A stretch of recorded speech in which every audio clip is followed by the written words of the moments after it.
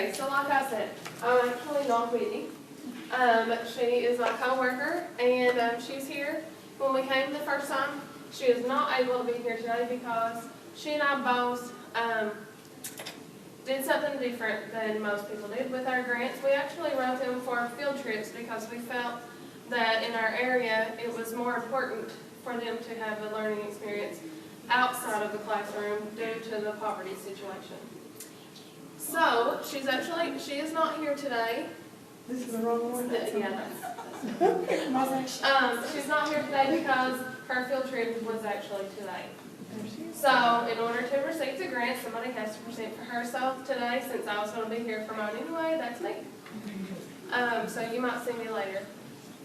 As she said, Whitney is taking a dramatic look at the elements in action through the use of Percy Jackson, TheLighteningThief by Riordan.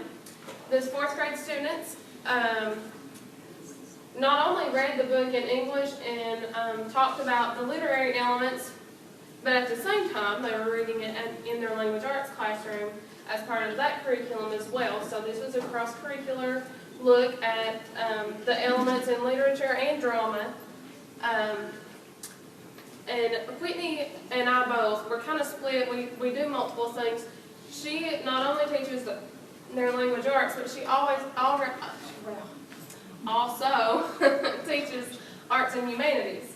So she was combining lots of different things when she was thinking about this.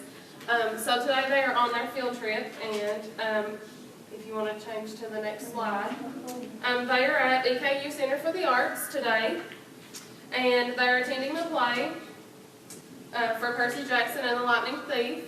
They'll be identifying the dramatic elements as well as the literary elements as they see it unfold on stage. And this is just an excerpt or an overview of the book, what Percy Jackson is about. It is about a student who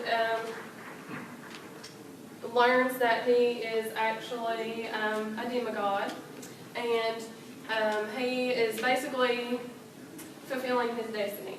He's been raised thinking he's human, but he's actually half human, half god. So that is what the book is about. So here's a picture of them reading the book in Whitney's classroom. And this is something else that they did. She projected what her interpretation of Camp Half-Blood is, which is where most of the book takes place. And then the students worked in groups as well as individually. They discussed in groups what they thought the campus of Camp Half-Blood would be, which is where the gods and demigods go for their training. It's basically their school. So then they designed their own map of Camp Half-Blood, and they watched videos that Riordan actually made himself about the tour of the Empire State Building, which is also one of the settings in the book.